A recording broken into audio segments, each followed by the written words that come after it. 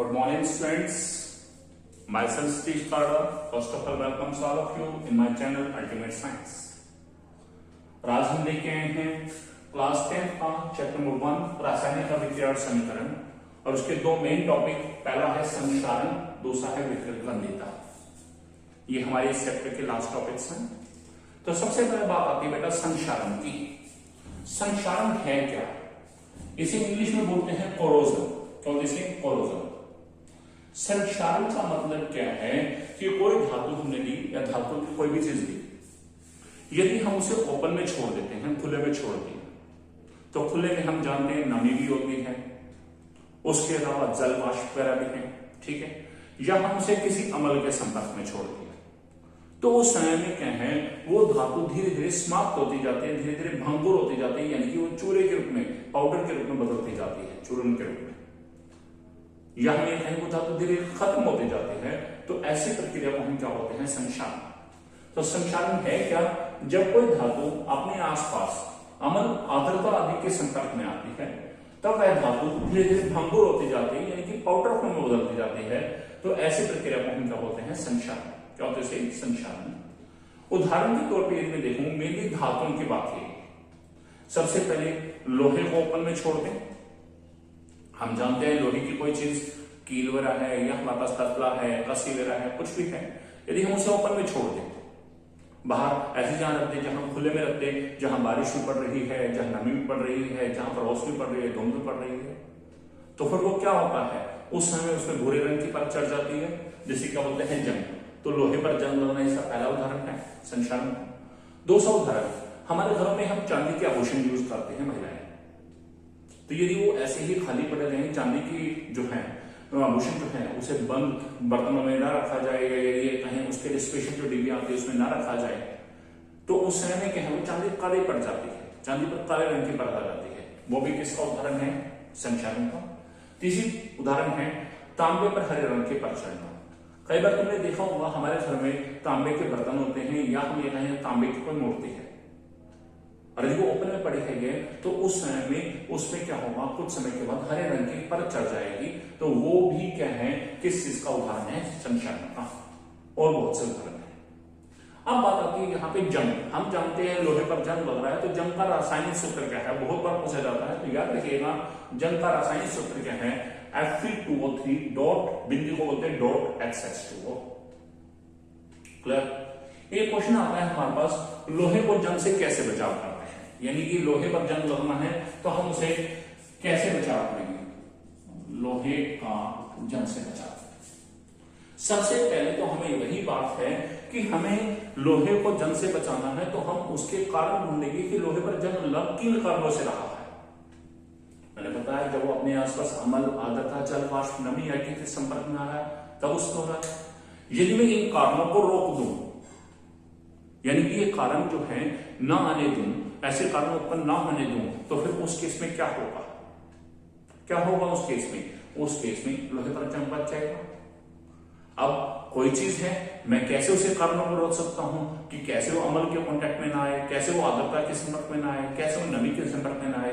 तो मेरे पास बहुत सारे मेथड है, मेरे को उसका कुछ बैरियर बनाना पड़ेगा। जैसे सपोज करो एक शहर से दूसरे शहर के अंदर मान लो कोई चोर आ रहा है, तो पुलिस वाले क्या है, बैरियर लगाते हैं ताकि वो उस जगह से उस सीमा के अंदर एंटर ना कर पाए। तो वही सेम केस हम लोहे के ऊपर एक बैरियर बना देंगे, तो बैरियर बनाने से क्या होगा, वो चीज उसके ऊपर लोहे पर अटैक नहीं कर पाएगी।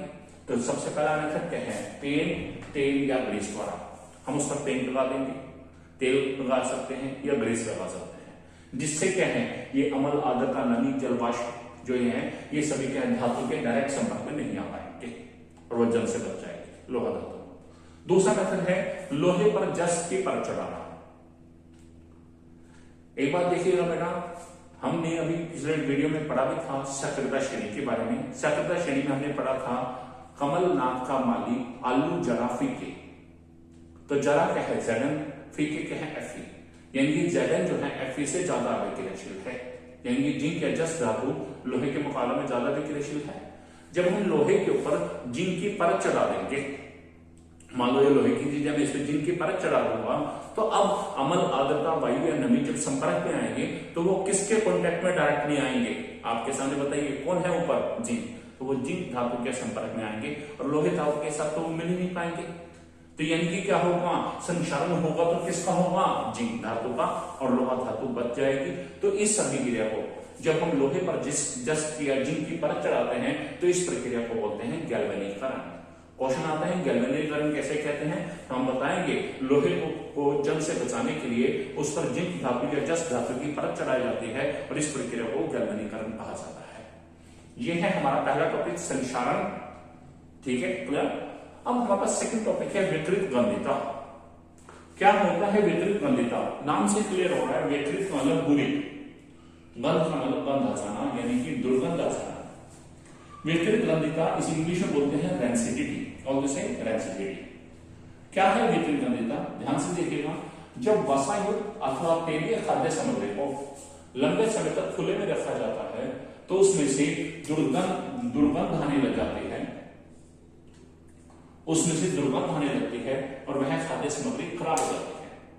तो ऐसे इसे क्या बोलते हैं, विकृत गंधिता। अब देखिएगा बेटा, सपोज करो आपके पेरेंट्स आपके लिए चिप्स कुरकुरे वगैरह कुछ लेके आए, वो पैकेट बंद होते हैं, हमने उस पैकेट को ओपन किया, किसी प्लेट में निकाला और हमने किसी गेस्ट के आगे सर्व किया। और थोड़े समय के बाद क्या हुआ, जब गेस्ट को चला गया हमने उसे सिमेट के कहीं किसी डिब्बे में नहीं रखा, हमने ऐसे ही रख दिया प्लेट, और चांस की बात है वो 2 या 3 दिन ऐसे ही पड़ी रहती। तो फिर क्या होता है, आप जानते हो जब उसे खा के देखते हो, टेस्ट करते हो, तो उसका क्या हो जाता है, वो सिल जाते हैं। सिल जाते नहीं यानी कि वो खराब होना शुरू हो जाते हैं और उसमें से स्मेल आनी शुरू होती है और इन द लास्ट हमें क्या है, फेंकना पड़ता है। तो ये वही चीज है, जब भी वसायुक्त जिसमें तेल घी वगैरह डाला है या तेलीय खाद्य सामग्री को लंबे समय तक खुले में रख दिया तो उसमें से दुर्गंध आने लगती है और वह खाद्य सामग्री खराब हो जाती है, इसी बोलते हैं विकृत गंधिता। अब हमारे खाद्य पदार्थ खराब ना हो, यानी कि तेलीय वसायुक्त खाद्य पदार्थ खराब ना हो, तो हम उसे कैसे बचाएंगे ताकि वो हमारे पास उसमें से दुर्गंध ना आए और वो खराब ना हो। तो विकृत गंधिता से बचाव, इसके बचाव के मेरे पास 3 मेथड है। सबसे पहला है प्रतिआक्सीय कारक पदार्थों द्वारा। अब प्रतिआक्सीय कारक पदार्थ होते क्या हैं, प्रतिआक्सीय कारक पदार्थ क्या हैं, वे पदार्थ जो अपना ऑक्सीकरण करवा देते हैं खाद्य सामग्री की अपेक्षा, या ये कहेंगे वे पदार्थ जिन्हें यदि खाद्य सामग्री में मिलाया जाता है तो उन पदार्थों का ऑक्सीकरण हो जाता है जब वो वायु के संपर्क में आते हैं और खाद्य सामग्री का वो बचाव कर लेते हैं। तो सही डेफिनेशन क्या बनेगी प्रतिआक्सीय कारक पदार्थों की, वे पदार्थ जिन्हें खाद्य सामग्री में मिलाया जाता है और मिलाने पर वायु के संपर्क में आने पर उन पदार्थों का ऑक्सीकरण होता है और वे इस प्रकार से खाद्य सामग्री के ऑक्सीकरण होने से बचा लेते हैं, यानी कि उसको ऑक्सीजन या वायु के संपर्क में आने से बचा लेते हैं। उन्हें क्या बोलते हैं, प्रतिआक्सीय कारक पदार्थ। इसके 2 उदाहरण की क्या प्रतिआक्सीय कारक पदार्थों के मैं बता देना चाहता हूं। पहला है BHA और दूसरा है BHT। BHA और दूसरा क्या है, BHT। ठीक है, ये है हमारा प्रतिआक्सीय कारक पदार्थ। BHA की फुल फॉर्म है ब्यूटाइलेटेड, यह इधर साफ में लेते हैं। BHA क्या है, butylated H mean hydroxy, A mean anisole, और दूसरा है BHT, B सेम है ब्यूटाइलेटेड H मीन हाइड्रोक्सी और T mean toluene. Butylated hydroxy toluene, butylated hydroxy anisole, butylated hydroxy toluene. Clear है। इन दोनों पदार्थों में से किसी को भी यदि हम खाद्य सामग्री में मिला देंगे तो वो उसका ऑक्सीकरण होने से बचा लेंगे, यानी कि खुद ऑक्सीकृत हो जाएंगे और उसे बचा लेंगे। ये वायु में ऑक्सीकरण से ही होता है सारा प्रोसेस जो विकृत गंधिता है। दूसरा है वायु रोधी बर्तनों में वसायुक्त या तेलीय खाद्य सामग्री को रखना। वायु रोधी बर्तन होते क्या हैं, एयर टाइट कंटेनर। हम जानते हैं हमारे घरों के अंदर स्पेशल तरह के कंटेनर या स्पेशल तरह के डिब्बे यूज होते हैं जिनमें हवा अंदर नहीं जा सकती, उनके ढक्कन बहुत टाइट होते हैं। तो वो कौन से होते हैं, वायु रोधी बर्तन। यदि हम ऐसे वायु रोधी बर्तनों में हम तेलीय सामग्री को या वसायुक्त खाद्य सामग्री को रखेंगे तो वायु अंदर प्रवेश नहीं कर पाएगी, और वायु प्रवेश नहीं कर पाएगी तो उन खाद्य पदार्थों का ऑक्सीकरण नहीं होगा, यानी कि उनमें से विकृत गंधिता नहीं आएगी। तीसरा मेथड है चिप्स के पैकेट में अक्रिय नाइट्रोजन गैस का प्रयोग। हम जानते हैं जब हम चिप्स के पैकेट मार्केट से लेके आते हैं तो हम खास करके ध्यान देते हैं कि वो फूले हुए हैं या नहीं है। वो कभी ऐसा नहीं है कि वैसे पूरे से हो गया। वो क्यों देते हैं? क्योंकि चिप्स के पैकेट के अंदर यदि वो फुला हुआ है तो उसके अंदर कौन सी गैस डली है? Nitrogen gas. क्या डाला है? Nitrogen gas. और ये नाइट्रोजन गैस भी क्या है, उन चिप्स के पैकेट का ऑक्सीकरण या चिप्स का ऑक्सीकरण होने से बचा देती है। और यदि वो नहीं फुले हुए हैं तो इसके अंदर उसकी नाइट्रोजन गैस कम है या बाहर निकल चुकी है, तो हम ऐसे वाले पैकेट्स को हम अवॉइड करते हैं। तो ये इन 3 मेथड से हम वितरित ग्रंथिता से बचाव कर सकते हैं। तो बेटा ये थे हमारे आज के 2 टॉपिक, संक्षारण और वितरित ग्रंथिता। और इस वीडियो के साथ ही हमारा ये चैप्टर कंप्लीट हो गया है। हमारा जो चैप्टर 1 रासायनिक अभिक्रिया और समीकरण, इसको मैंने 5 वीडियो में कवर किया है। आप इन 5 वीडियोस को बड़े ध्यान से देखिएगा जब भी आपको ये चैप्टर रिवाइज करना चाहें। क्लियर? और उम्मीद करता हूं कि आपको मेरा ये टॉपिक अच्छे से समझ आ भी गया होगा। इनकेस यदि आपको फिर भी कहीं डिफिकल्टी लगती है तो आप मेरे इस वीडियो को और यदि पिछले किसी टॉपिक में डिफिकल्टी फील होती है तो मेरे पिछले वीडियोस को भी ध्यान से देखिएगा। और यदि आपको मेरे वीडियोस अच्छे लग रहे हैं तो आप मेरे चैनल अल्टीमेट साइंस को सब्सक्राइब कीजिएगा और साथ ही साथ नोटिफिकेशन बेल को प्रेस कीजिएगा और उसमें ऑल को जरूर सिलेक्ट कीजिएगा। जिससे क्या रहेगा कि यदि मेरे जितने भी नए वीडियोस अपलोड होंगे तो आपके पास उन सब की नोटिफिकेशन आ जाएगी, उन सब की इंफॉर्मेशन आ जाएगी और आप उन सभी को आसानी से असेस कर पाएंगे। तब तक के लिए bye, thanks and best wishes.